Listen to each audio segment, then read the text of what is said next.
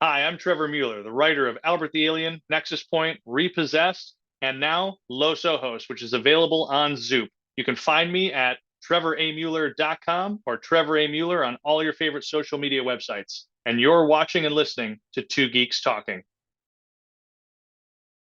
Good morning, afternoon, evening, everyone. Two Geeks Talking is an entertainment industry interview show where we interview the creative people from the comic, film, TV, movie, and video game industries. And of course, I'm your host, Kurt Sasso. We are joined by one of only two people that have ever been on this show in either podcast format or video format 9 times. The only other person that has physically been on this show the same amount of times as our amazing guest here today is Dirk Manning. You've seen him repeatedly on this show, and you've seen this guest repeatedly on this show. And I say this out of love because they are both two very extremely talented people. But this person, this guest today, has still, in my 15-year history, the longest interview I've ever had on Two Geeks Talking at 4+ hours. Without further ado, we are joined by the ever-talented Trevor A. Mueller, of course, from Nexus Point, Repossessed, and his newest comic series called Los Ojos. I'm horrible at names, but if I hit that, awesome. How you doing today, Trev? I'm doing great, Kurt. Thanks for having me. The longest running interview on your podcast is a point of pride for me. It is something that I brag about, although I don't know if I should. It's a wonderful thing. The new title, you were very, very close. Los Ojos. It's Spanish for the eyes. The full title is The Eyes of the Dead, but The Eyes was not a very attractive and eye-catching title, as you will. And at the time I was coming up with the title, I think I was watching a lot of Robert Rodriguez action movies, Desperado, right? I was like, oh, you get the idea of what it is, and it's also in another language. So why don't I just try doing that with very simple word, Los Ojos, the eyes, which is also relevant to the story. So we tried going with that. Hey, titles are hard, just making comics is hard. And the fact that you've been doing it for a number of years as your repeated guesting on the show, which is a wonderful point of pride in my own opinion, because you are so talented in many different fields. When you came to me with this particular comics series, this is a new genre for you. I love it. I always jump ahead of myself as I do because I know we could talk for hours about you, about your creative endeavors. But for those that don't know anything about yourself as a creative person, tell us who you are and what you're bringing to Two Geeks Talking today. My name is Trevor Mueller. I have been a comic book writer going on almost 20 years at this point. I have started to dabble into film and prose novels as well. I did a comic book series called Albert the Alien back in the day, which was the first syndicated young readers series on Mark Waid's Thrillbent website. We got nominated for 2 Harvey Awards for that series.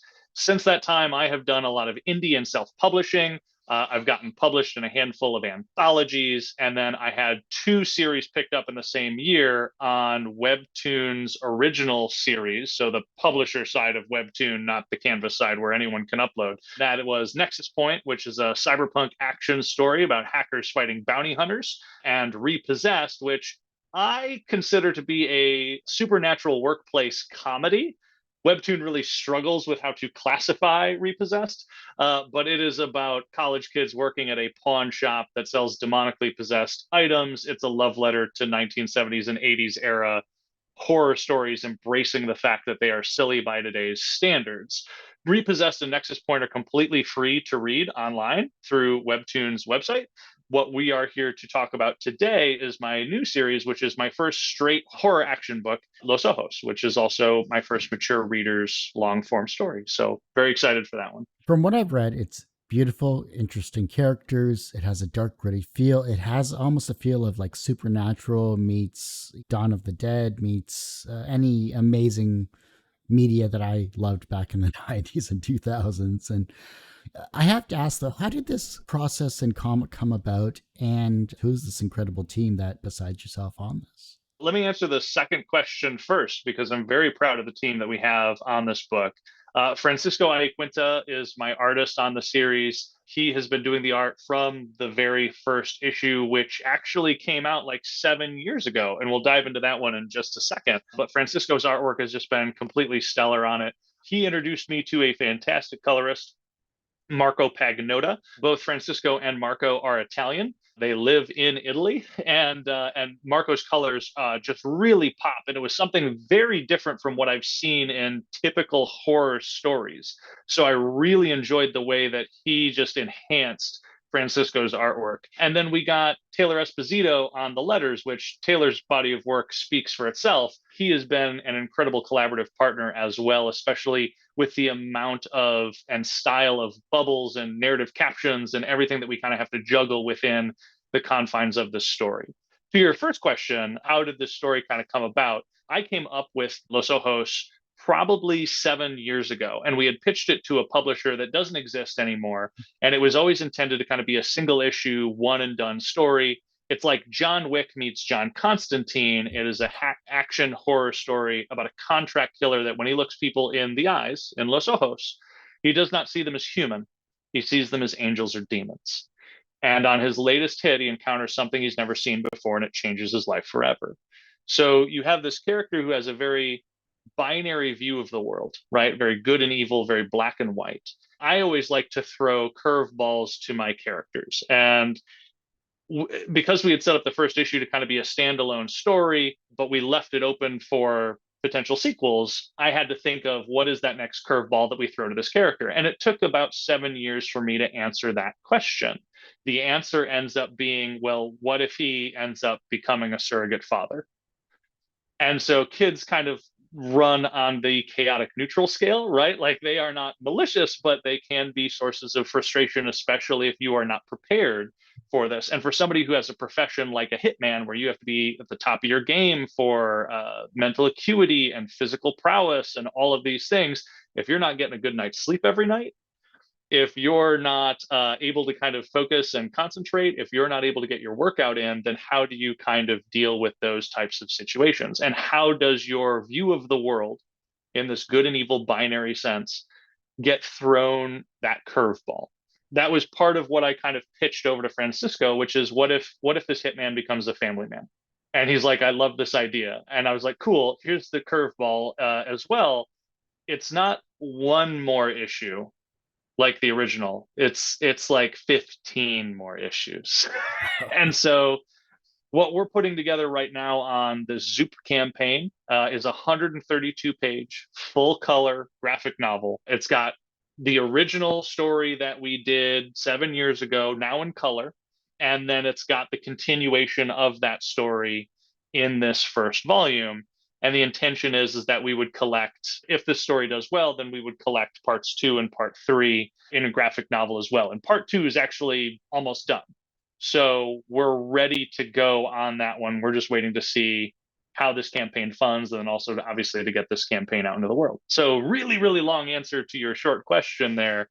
But Los Ojos it's a point of pride for me. It's not an area that I have played in before, horror and mature readers kind of stories. And so this was an opportunity for me to kind of flex a new muscle and really challenge myself to tell a deeper kind of story, a more nuanced kind of story, and one that hopefully is much more rewarding to older readers than the type of stories that I've told before. The genre can be difficult to write for, I'm sure. You're a well-versed writer. You said you wanted to stretch your muscles creatively for this. Were you getting a little not tired of the genres you were working in, but did you just need a change of pace? Was that kind of the reason why? It really kind of stemmed from a challenge that I encountered with the Albert the Alien books. So with the Albert the Alien books, right, we were targeting all ages readers, but our core demographic was kind of readers 8 to 12. And when volume 1 of that series came out, it took us about 6 years before volume 4, the finale, came out as well, because we were updating that as a web comic series. It was updating 2 or 3 times a week, going on 6 years. We made over 800 pages of content. But 10-year-olds that were reading us when volume 1 came out were now 16. And they're like, hey, I want to keep supporting you, but like I've kind of aged out of Albert. I would like something that's more my speed. What do you got for me? And I didn't have anything. This was, for me, an opportunity to kind of diversify what I had been writing. A lot of my time and effort and focus had really been on one series, Albert. And now it was an opportunity for me to start to juggle multiple series at the same time. And so I had pitched a number of things to Webtoon. I knew that they had a very strong teen audience. There was a lot of variety in the types of stories that they allow on those platforms. So I sent them maybe 12 pitches. And I was like, based on conversations we're having, based on where I think your platform wants to go and based on what you're telling me you want your platform to use to grow, here's 12 ideas. 3 or 4 of them were actually like fit for platform, and the rest of them were just like, hopefully this will tide you over while I come up with more ideas that are actually fit for platform. And naturally, they gravitated first towards one that was definitely not a good fit for platform. And that was a really surprising answer to me. And we tried to develop it. We tried to kind of nuance it into what they wanted. But ultimately, at the end of the day, what they wanted for their platform was not aligned with the kind of story that I wanted to tell. And so we dropped that one. And instead, they greenlit Nexus Point, which was fantastic. I was excited. We were 2 months into production on Nexus Point. Then they came back and said, hey, we'd also like to greenlight Repossessed. And I was like, great, fantastic. I've learned a lot in these last 2 months. And so I took a lot of those learnings and applied those to Repossessed as well. And all this was happening 2020, 2021. So either right early into the pandemic or right after the pandemic started to lighten up. I also started to juggle with what are some additional stories that I wanted to tell. Los Ojos, because my life changes, like I have kids now at home. Yeah. That had really inspired this curveball and this opportunity to kind of nuance, because I think it's different when it's your kids versus like when it's somebody else's kids and you've kind of inherited it. And just going through the mentality of the character, right? Like he's not ready to necessarily be a father, but recognizes that there is desire to be there. And so I liked those nuances. I liked those curveballs to kind of throw at that character. And so Los Ojos became a focal point. And then I started to write like 1 or 2 other mature readers' books too, just because at this point I was like, why don't I just have something for everything? Yeah. For everybody on my table. I've got stuff for kids, Albert. I've got stuff for teens with the Webtoons books, and now I've got stuff for grown-ups who want that more mature kind of layered stories that you can't necessarily fit into those other age groups. That was really the impetus behind it, and it was an opportunity for me to challenge myself to write differently, to write different types of characters and stories, and to flex those new muscles that I hadn't necessarily put in. I mean, we've had elements of horror, like there's a Halloween story in Albert the Alien, right? Like there's elements of horror in there, but it's very sanitized. This was me being like, what makes something mature readers? What is something that makes it R-rated? And I just made a checklist, and then I proceeded to check every box on that list. So. But that's got to give you a little creative boost, especially after all that you've done here. The fact that you've put together a checklist, because I know you're a very organized person, and I'm sure you don't go into any project without said checklists or multiple checklists and tabs in an Excel sheet. I'm sure comes back to it. You wanted to do something different. You've accomplished that so far, and you're continuing to push yourself on a creative level so that you can provide this for everyone. But when you look at the characters that have been designed and that have been created here, do you have a favorite? Is there a certain character, either main character or a supporting character, that you'd like, I really love writing this character, but here's why? Well, within Los Ojos, there's a character that I did not like when I originally developed them. And they were intended to kind of be the butt of a joke. And that was who I call the clown-faced woman. So the clown-faced woman is a little bit of a nod to Harley Quinn, who at the time when I was starting to write this was really gaining in popularity and had become kind of this anti-hero. And I had grown up with Harley Quinn in the Bruce Timm animated series where she's Joker's sidekick, and then eventually she kind of grows out of being Joker's sidekick and then kind of goes off on her own and does her own thing and becomes this sympathetic villain, but still a villain. And this love of Harley was like very confounding to me, where like they had kind of created Harley to be this character that I don't associate with her having been. And so I decided to make this character who was just going to show up and kind of like get killed off. And then as the story started to progress organically, like she started to play a larger and larger role in the story. And I was like, damn it, I have fallen into the exact same pitfall that I feel like the Harley character's kind of fallen into. And she has started to become this favorite character to write because she's unpredictable. And that's the thing that I really liked about this particular character. And that's one of the things that I think attracts people to Harley, is that she's kind of, again, chaotic neutral. She is unpredictable. She might do things that are good because she feels like it. She might do things that are awful because she feels like it. Her motivation can change at the flip of a coin. And that, from a writing perspective, became very fun for me within this story. She shows up in the second chapter of Los Ojos. So the first chapter of this new story. And again, was intended just to kind of be this throwaway character. And as the story starts to progress, like she starts playing a bigger and bigger role in unraveling some of the lore in some of the backstory that's going on and in exposing some of the things that are going on with some of the villains in the story. Does so in a way that I think is a breath of fresh air among the other characters that we have within the story. So she's, again, like a supporting character that was just kind of like a fun surprise to write. Andres's journey has always been the fun one for me because that's the one that requires the most attention and the most detail since he's the POV character that we have. And Andres is the POV character. We start to kind of see that he may or may not be a reliable POV character, right? Like in this first volume, it was really intended to be themed around how does Andres see the world? And as the story progresses, I don't know how far you got into reading it, but even within that first chapter, you start to realize that there might be something else going on here. It might not necessarily be that demons walk among us. Andres may have a difficulty with his grip on reality. This is a fun dynamic to kind of play with within the story. And so within this graphic novel, too, we juggle multiple narrators. I'm sure you've seen that some of the issues have like a couple of different narrative boxes that are coming in from different narrators in there. And that was done intentionally because Andres narrates, there's a third party kind of narrator, and then there's sometimes the supporting cast kind of narrating. And through these different perspectives, you start to unravel what is actually happening in this story.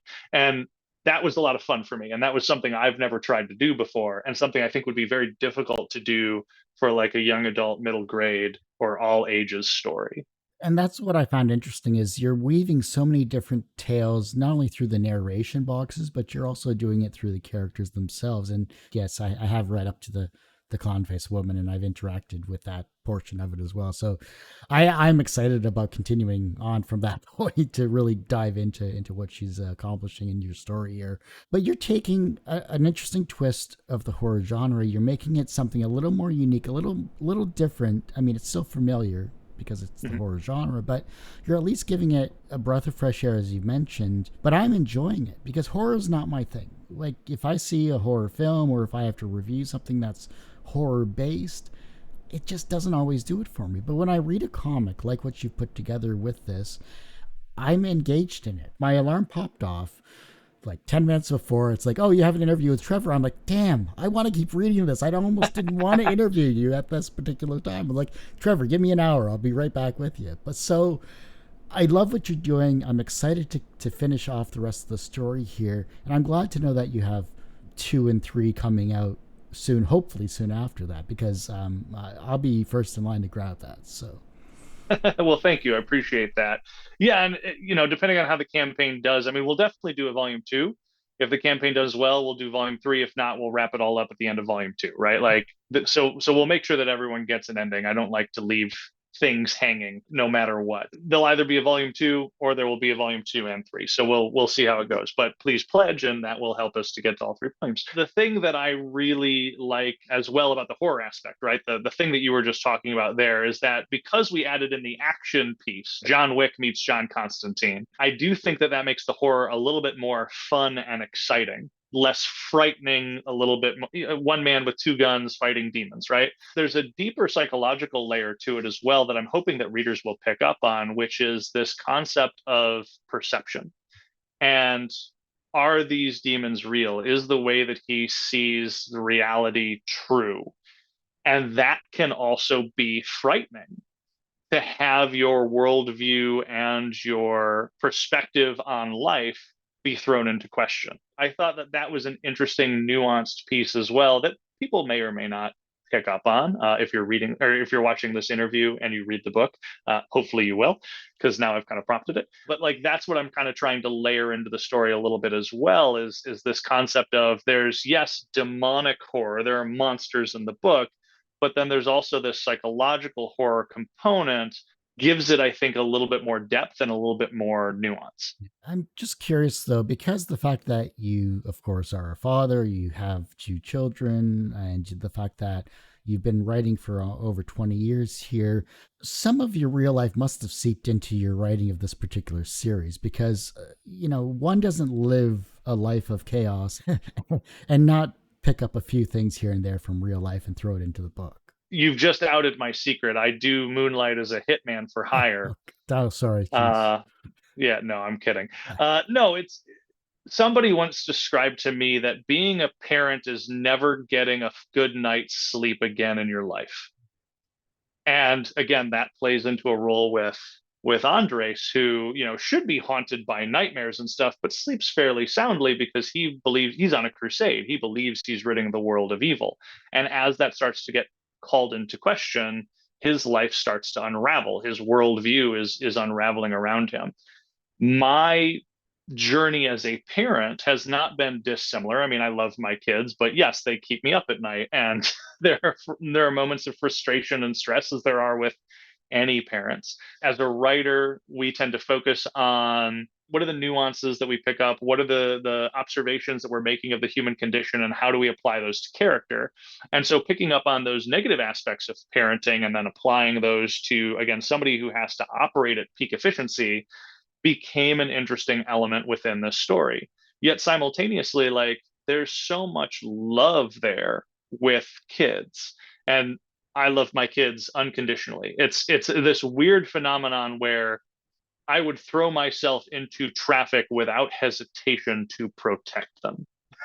How often can you say that about anything in our lives? And there's just, they'll go from having a tantrum 1 minute to being all happy and smiles the next. They're very chaotic neutrals, the way I kind of like to describe it, but there's a bit of a manicness to the way kids are because they haven't developed those nuanced social skills yet, right? They're kids. I mean, my kids are 5 and 7.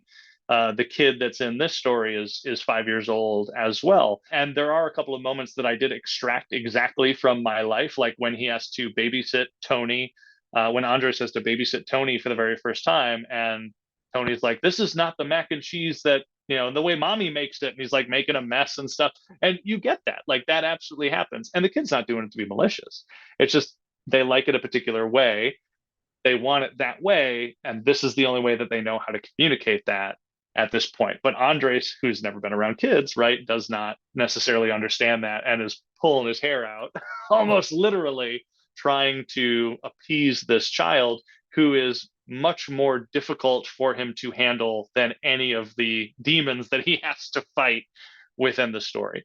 So those moments, again, are a little bit lifted from real life, but up to the nth degree to be more comical and to be more entertaining than they are in real life. But simultaneously, when he is in a situation where he is about to be defeated, when Andres is overpowered and these demons are coming at him, what are those points of motivation that keep him going? And as somebody who would be a bachelor who's just on this crusade, is this crusade enough to keep you going? And so the way that I like to think about this particular story is Andres has to make a choice between which is more important, ridding the world of evil or protecting the people that he loves. And as this story is progressing, he moves from one to the other and finds that power of love is more powerful and able to help him overcome seemingly impossible situations that he wouldn't otherwise be able to get out of.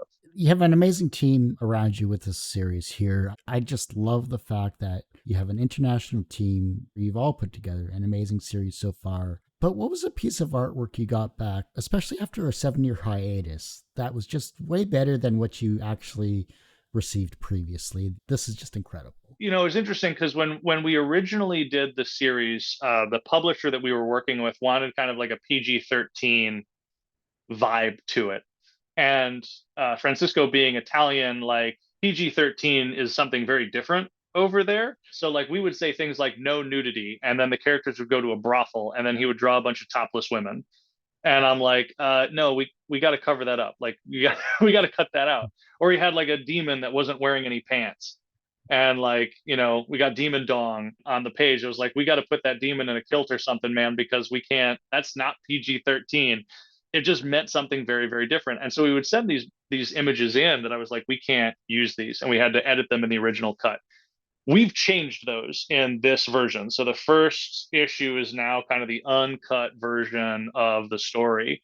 And we just decided to embrace that R rating, that mature reader's rating. And I was like, look, if you want to draw naked demons, like by all means, whatever you want to do. I'll kind of describe like the demon's personality and what the demon kind of needs to do and why the demon does what they're doing. And then I'll just kind of hand it off to Francisco and let him go nuts on the design.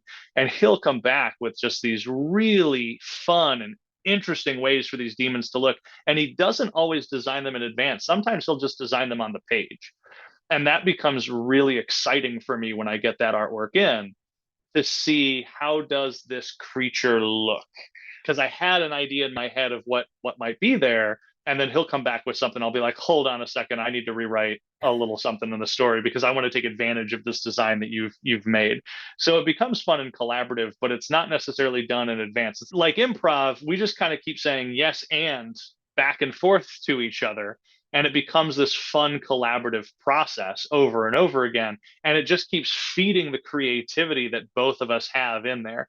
I mean, he and I have a messenger feed going back and forth because he'll send me stuff and I'll be like, oh yeah, it's really cool. Or no, wait, have you thought about this? Maybe the horn should look like this thing. And I'll send him like a picture of an animal, right? Like it just gets really fun and interesting. And heaven forbid anyone ever sees that messenger string, because it would be bizarre. For me, it's so much fun. And then he just gets really excited about having a longer story, allows him to explore more of the backstory of some of these reoccurring characters. And he gets really excited about that too. He really likes the idea that we can flesh out Andres as character versus keeping him a little bit more surface level and a little bit more one note like we had to do in the original single issue story. But to answer the question around like any one particular piece of artwork, I would say anytime that he's designing a monster on page is just awesome and amazing. And then whenever I give him like a location, like you haven't gotten to this yet, but the last issue of this first graphic novel, there is an action sequence in there that basically lasts like the whole issue, and it's amazing and awesome, and it's a lot faster paced than any of the previous issues that we had done in the series. And Francisco was just firing on all cylinders when it came to that issue, and every page that he turned back just became more and more jaw dropping every time I got in. So I'm hoping that as people are turning those pages while they're reading this graphic novel, they're going to have a similar reaction that I had when I was looking at my inbox saying, oh man, this is sweet. Oh, damn, that happens. Oh shit. Like, and they'll go off. So that's a long answer to your short question once again. But again, like this is the stuff that excites me and the stuff that I'm hoping will excite the readers. That was the one thing I noticed. It was the monster design. It was the character designs that were coming in, because usually a lot of times if an artist gets into a groove or whatever, they kind of just stay with the same color, the same design, the same style. The fact that there was different shades of horns, different shades of body types. There was such a huge variety. It was just like, I don't know if I were to pick a favorite demon or whatever, I don't know if I could. It just comes, you need a top 10 list of favorite demons ranked from F to S or something like that. I'll be curious to see if fans and readers put that together, right? Especially as they start to go into volume 2, because volume 2's got even more monsters and more nuances and more fun stuff. And not all the monsters that Andres fights look monstrous. And so that becomes kind of fun too, right? Like some of the subtleties of the monster reveals versus the more over the top monsters that he battles throughout the series. So we like the variety. We like to put in a lot of different kinds of designs. And for me, an open invitation to Francisco, go nuts. What do you want to draw here, man? As wild and crazy and over the top as you want, or as subtle and difficult to kind of see as you want, go for it. And that's how I like to work with my artists. I like to sit there and give them that option, right? Like, what do you want to draw? Let's put that on the page. It's interesting. You've done Kickstarter campaigns. I think this is your first Zoop campaign, if I recall, or at least the first that we've conversed on. Why Zoop this time around? I'm kind of curious. It's an excellent question. My last Kickstarter campaign was for Albert the Alien Volume 4, which happened in 2018.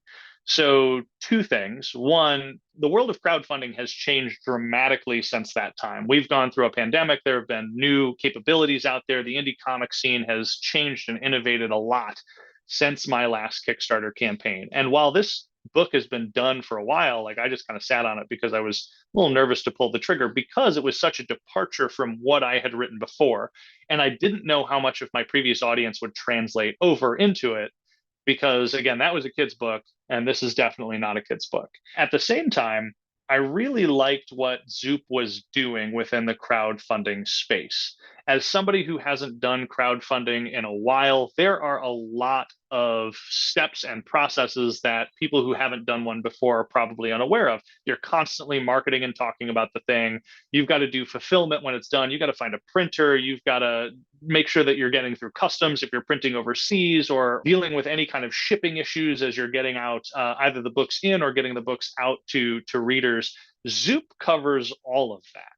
They actually do the entire campaign for you. And for me, as somebody who hadn't done a campaign in 4 or 5 years, that was refreshing to know that there was kind of a team to back me up. It wasn't just all on me. And they had suppliers and partners that they could introduce me to that would help us with things like printing, if we wanted to do special stuff to the book itself, if we wanted to do like spot gloss, or if we wanted to do particular textures within, we're going to do a deluxe hardcover. If we ended up doing any kind of textures in the deluxe hardcover, like they would help with all of those steps. And that helps me to focus more on the writing and the story, and allows them to kind of do a lot of the fulfillment and campaign piece. So I really like that element. At the same time, I had a couple of friends that had also launched campaigns on Zoop that were very successful. They had nothing but positive things to say about the Zoop team. I also, so far, have had a very positive experience working with the people over at Zoop. And then the final piece that pushed me over the edge on them was a recommendation. So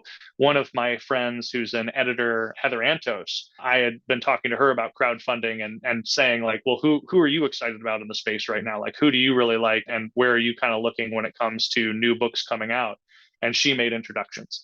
I was very, very blessed to have that happen. I've had an extremely positive experience working with them for the past couple of months, and I'm really excited to see what happens when we end up launching this thing on May 21st. So, when does this campaign start? Because I'm sure you're excited about getting this into the hands and into the masses there. Yeah, 100%. Assuming nothing changes, because we're recording this before that date, May 21st is when this campaign will launch. And I just found out yesterday something that has not been announced yet, but I will tell you, and therefore I will tell all of your readers. We are also going to have a Zoop exclusive cover from my friend Ben Templesmith. Oh, wow.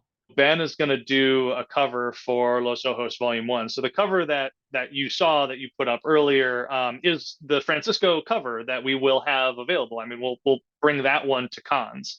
But if people want to get the Ben Templesmith cover, you got to back it on Zoop. Ben's an incredible artist, like top notch, amazing. How did that come about? So I've known Ben for a couple of years, and we have a lot of mutual friends. And at conventions, whenever we are together, we will try to grab dinner or drinks together. And I just casually mentioned, hey, I'm doing my first horror Kickstarter, looking to see if there might be additional rewards or exclusives that we can kind of offer on there. Would you be willing to do a cover? And if so, how much? And, he gave me a quote. It sounded fair and reasonable.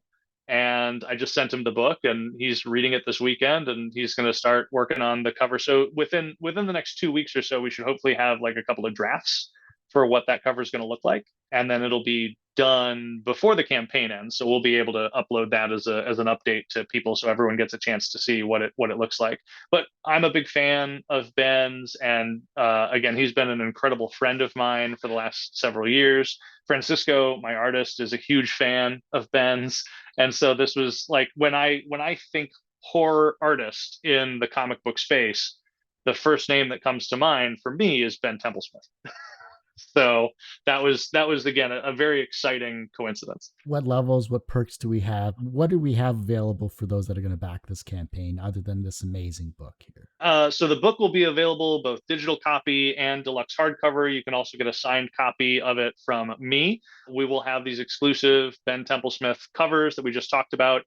We're also going to have a very limited supply of either sketches or commissions from Francesco. So whatever character you want him to kind of sketch, or whatever character you want like a full commission of, he will have a limited supply of those available. I guarantee you those are going to sell out by, if not the first day, certainly by the end of the first week, because there's just not a lot of those open and available. If you tell him to draw Silverhawks, you will become his new best friend. He loves Silverhawks. So we'll have access to those, and then digital add-ons. We're still working through some of the add-ons that we will have, but we will definitely have the ability to get my entire catalog and library of additional books that are available. So the entire Albert the Alien series, both digitally and physically, any of the new books that I have been working on, including some of the additional mature readers books that I've been working on, you'll be able to get the first issue of those, definitely digitally, if not physically. And then my new young adults series, The Witches of Eastwick Boulevard, which is kind of like a superhero, supernatural story that's got a manga style to it. It's a really cool kind of nuanced story. And then for the horror lovers out there, Demon City, which is the next horror book that I'll end up funding once Los Ojos is done, which is like a crime noir murder mystery set in the apocalypse. Yeah, so that one will be fun as well. A different Italian artist working on that series, but so all of these will be available as rewards and add-ons throughout the campaign. And then we're looking to see, and honestly, I would ask your readers too, like, what do you want to see? Do you want to see book plates? Do you want to see posters? Do you want to see bookmarks? Like, let us know, and we can probably make some of those things happen. Personally, whenever I back a campaign, like the merchandise and tchotchkes are not necessarily the big attractor to me. But if people want stickers and pins and that, like, we can certainly make that happen, because again, Zoop's got the resources that I don't necessarily have to some of those vendors. And we've got a stellar cast of art from either the book or original stuff that we can get Francisco to make quite quickly to be a part of that campaign. It almost sounds like, and I'm not saying you're targeting Italian artists, but it almost sounds like you want to take a trip to Italy, go to a Comic-Con in Italy, take the family with you, and just like have a fun experience and live life. I'm not going to lie, it would be a tax write-off. So because it's a business expense. But no, Italy would be a lot of fun. I don't know why I have found so many Italian artists lately. I just keep finding them on social media. But in fairness, like, my Nexus Point artist lives over in Spain. My Repossessed artist lives in China. My Witches artist lives in Canada. So I do work with artists from kind of all around the world. I'm working with another artist right now down in Argentina. So I try to diversify as much as I can, but I also just think that there's a very strong art scene over in Italy. Not to say that it doesn't exist any other place. It's just that's what the algorithms have been pushing my way. I have just had very positive experiences working with the artists that I've had a chance to work with so far. I want to see Trevor Mueller world tour, going to like every artist town or city or comic convention. I want to see like around the world with Trevor in 80 days or something like that. Like, I'd love to see that as like a series of some kind.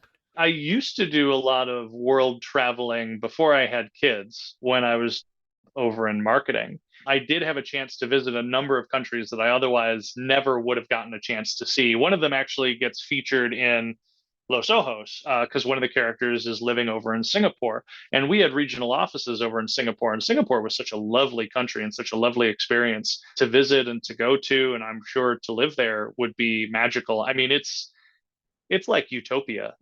It's Gattaca. It is this, this diamond in the rough. It is such a beautiful place to be, and certainly to visit. And so I wanted to make sure that one of the characters was kind of featured there. And a lot of the coworkers that I had there actually weren't even from Singapore. Like, because there's such an international business hub there within that country, you'll get a lot of people from Australia or from Europe or from Russia or from all over the world that just so happen to be set up there to do business throughout the rest of Southeast Asia. And that made sense as well for this particular character in Los Ojos, because that international reach and that international access became a very easy thing for them to do within the job that they do. I don't want to spoil it for people, but that was one of the reasons why we picked Singapore, was because I'd been there, it was lovely, and I wanted to feature some of those iconic locations within this series. What we're trying to offer is, like, people who want to read, cool, you got the book. People who like art, cool, you've got commissions and sketches. People who want like original, unique stuff you can get on there, we've got this Ben Templesmith cover. Like, that's kind of been my approach to it. And then, yeah, if you want additional rewards and tchotchkes above and beyond that, like, we can make them. I just Like that's not usually what excites me about a campaign. And that's why I just haven't focused on them or put them into the initial launch of rewards that we have. There's nothing wrong with them. And there's a lot of audience out there that likes those additional add-ons. Out of the thousands of people I'm sure you have on your mailing list, like 5% might like buttons or whatever. It's just like, okay. Well, the button isn't going to be the pushing point to get them to back the campaign. Like whenever we reached out on the Albert books too, and we were asking about like bonus material in the back of the book or things that they wanted for rewards, they just kept saying more story. Yeah. And so that's why the back of the Albert books keeps having all these short stories from guest artists, because that way Gabe and I could focus on the main story. And then we could also include like these cool nuanced stories. And I could also play with and get acquainted with new creators and give them an opportunity to tell a story or to work with me on a story within the Albert the Alien universe. We're not doing that with Los Ojos because there's no backup stories. It's just the main story. Like if I were to ask the question to the readers that I have and the subscribers that I have, what do you want to see in this campaign? The answer that I've always gotten back is more story. And so that's why I was like, all right, well, we'll make sure there's a volume 2. You know? Do you think you'd have a spin-off series with some of the characters, the clown-faced woman, could you see that as a spin-off series of Potentially. After volume 2 comes out, I think that you'll start to see a little bit more of the world that we've kind of built here and what's going on with it. And there are a lot of spin-off stories that could be done within that world. Simultaneously, there's the 2 FBI characters that are hunting Andres, right? They pick up on that trail at the end of the very first issue. That was always a component of the original story. And they play a much bigger role in this new story as well. Further adventures of those 2 investigating cool supernatural stuff like a Sam and Twitch, right, from the Spawn universe, could be an interesting spin-off to do as well. So the short answer is yes. There's a lot of stories that we can and could tell when we are done with this one. Whether I do it with Francisco, whether I do it with other artists, whether we do it at all, I think kind of depends on if there is demand for it. Because if people are asking for more, then I'm happy to give more. If people are satisfied with what they get in the tales that we are ready to tell, then that's also fine and dandy. I was going to ask about the reality versus the supernatural in here, and I don't know if this is spoiler territory or not. Is that spoiler territory thinking that there's a fine line between, say, madness and reality? I don't think that there's a fine line. I think that madness is much more interesting from a story and narrative perspective. But I think it's an easy thing to do in a story like this. And I don't like to lean towards what's easy. I like to keep readers guessing because that also forces me to, again, flex those muscles and try something a little bit different. But it also forces me to come up with, well, if crazy is the thing that people expect, then what can I throw them that is unexpected? What can we do that is more nuanced? And even with the original story where I had long editorial talks with the publisher that was putting this together about, well, how much do we want to lead the readers down a particular path? Do we want them to believe that Andres' POV is true? Or do we want them to believe that reality is reality and Andres is seeing things that don't exist or things that do not exist the way that he sees them? We had a lot of discussions around those things. And my goal with the original story was to keep it ambiguous. My ambitions with this story is to make it less ambiguous, is what I will say. If volume 1 gets funded, you'll find out more in volume 2. I haven't written the finale just yet. Okay. I know how it's going to end. The question is how much of what I know is going on do I want to throw in there versus how much are readers really enjoying the opportunity to interpret what's going on. Fan engagement, reader engagement is always important, especially when it comes to comics. And you've had a good couple of decades in regards to fan interactions when it comes to this here. For those that have seen this series, other than myself and those that you've read this, what has been their reaction, of course, to the series? And have they offered their honest opinions about it? Yeah, I mean, I would like to think that whenever people talk to me, they are speaking open and honestly. I would return that courtesy in kind. The original story of Los Ojos did get printed previously. And it sold extremely well. And it sold so well that they did not only a single issue of it, but they ended up putting it into an anthology called Omega Comics Presents. All the other stories in there were like 8 pages, and ours was 25 pages. Like it was a massive story within that anthology, and something that whenever people hear that it's John Wick meets John Constantine, it's about a man with guns fighting demons, like there's action and horror and all kinds of thriller moments in there, like people got really interested in it.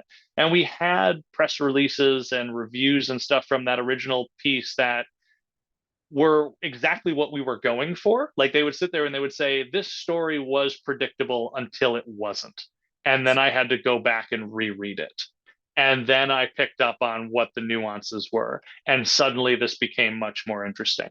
And so the goal was, can we continue that streak through this story? Can we continue to keep people, like make people think they know what's going on, and then throw them a curveball where we reveal, oh no, that's not actually what's happening, and keep them guessing, keep them on their toes, and keep them hinting enough at what's kind of happening so that they're interested, but then always pleasantly surprised whenever they find out that something different may be happening, or when they get confirmation on what they thought was happening was indeed true.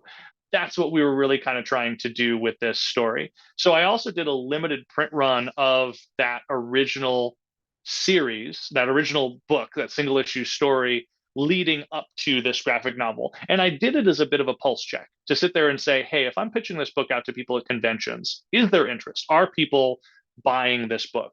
Outside of The Witches of Eastwick Boulevard, it was my number one seller. Wow. By far.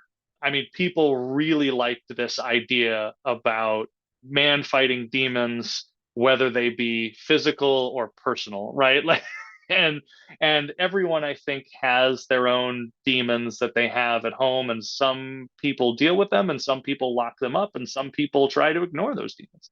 And so when we sit there and we talk about monsters, when we sit there and we talk about demons, sometimes we talk about them physically, sometimes we talk about them psychologically, and sometimes we talk about them spiritually. Those are some of the layers that we try to throw into this story. And when I get those feedback from people who, like, you know, buy it on a Friday at a convention, come back on a Saturday, because I always ask, like, hey, if you read it, like, come back, tell me what you think. They sat there and they're like, when's the next one? When do I get more? This is the next one. This is the more. This is Los Ojos, what you've already read in that first issue if you bought it, or if you haven't read it, it's there. But now it's in color, it's enhanced, it's unedited. And we have also added in the rest of the story that leads into this broader tale that we want to tell with these characters. This is it. This is the more. This is, if you wanted it, this is what it is. And I think that horror is very popular. And I think that action sells really well. And you pair the two together, and that sounds like peanut butter and jelly to me. And I enjoy good PBJ. I'm just saying. Crust on or off? For my kids, crust off. For me, toasted. No, there you go. No. I like the texture. Yeah. We could keep going, obviously, about your character design and your development and everything like that. We know the campaign is currently ongoing by the time of this release here. Is there anything I haven't touched on other than, you know, where we can find you and how we can support you? Because I always love supporting your work here. And I hope people that watch these interviews and see these shows and listen to them in the future, I hope they continue to support your work as well. Yeah, I appreciate your ongoing support, Kurt. Thank you for being such an advocate, not just for me, but for indie comic creators in general. Like, it's very much a community. You'll get those people that think of it as like a competition, and I'm very much in the mindset that it is a community. Like, we support each other. When one of us succeeds, we all succeed, whether our campaigns succeed or not, right? Like, indie comics continue to innovate, continue to tell really fun and unique stories, and continue to dispel a level of talent and sophistication and storytelling and visuals and coloring techniques that continue to, like, the big two will take notice. The big two see those things, and that's why those people will start to get brought on to bigger books. I mean, look at Robert Kirkman, right? Like, he started off as nobody, and then The Walking Dead and Invincible and so many other wins under his belt, an executive producer of those, not just the creator, and being able to showcase that you can wear multiple hats as these indie creators. That success would not be possible without the support of people like yourself and your listeners and all those. So from the bottom of my heart, truly, like, thank you so much for that support. The biggest thing that you can do is to obviously help support the campaign is to back it. But simultaneously, if money is tight, I understand that people's budgets may not necessarily be as robust as they have been in the past. Sharing that the campaign exists, that it's something that you're interested in, that you know somebody might be interested in it, and telling them about it or sharing the link or any of that stuff goes miles, because we're going to be talking about this for at least the next 30 days while the campaign is going. And it is so helpful for them to tag us or to talk to us or to share us and help us get that word out to, even if it's not up your alley, right? Somebody that you know who might be interested in an action horror kind of series. To that regard, right? My online social media is Trevor A. Mueller on Twitter, on Instagram, on TikTok, on every single website, Blue Sky, Threads, find me, follow me, friend me. And then I have a newsletter that you can also join at trevoramueller.com/newsletter, where I talk about other projects that I'm doing. And again, I like to have something on my table for everyone. So even if Los Ojos is not necessarily for you, chances are I either got a book that is, or I've got a book that's coming out that will be. The support, I would say, directly, right? Obviously, if you can pledge, please do. If you can't pledge, please share. And if you want to hear more about what I've got going on with Los Ojos or other projects, definitely make sure that you're following me on social media and or signed up for that newsletter. Well, Trevor, I always appreciate you coming on the show. I still believe in the next 10 years that you and Dirk are still going to be neck and neck, to the point that I may have to break out the golden Canadian jacket for your 10th to 15th interviews back to back with you guys there. So I'll have to get your width and your length there when it comes to jacket sizes, and we'll go from there. For counterpoint, what if we just keep doing interviews and leave Dirk in the dust? Hey, you know me, I'm always up for some friendly competition in that respect, because content from either of you is amazing, and I always appreciate you guys coming on the show, because there's always something new that I learn, and I hope that people that watch and listen to these interviews learn more about yourself as not only a creative person, but maybe you're inspiring them down an amazing creative path that I'm sure you have. So I appreciate it. Thank you. Like I said, that ends this particular episode of Two Geeks Talk. You can, of course, find this interview and 1,200 plus others on our website, tgtmedia.com or twogeekstalking.com. That's TWO. The website's going through a huge revamp, so if that's not active or updated, go to our YouTube channel, youtube.com/TGTmedia. Want to get Trevor's past interviews? Go to twogeekstalking.podbean.com or just search Two Geeks Talking wherever you get your podcasts.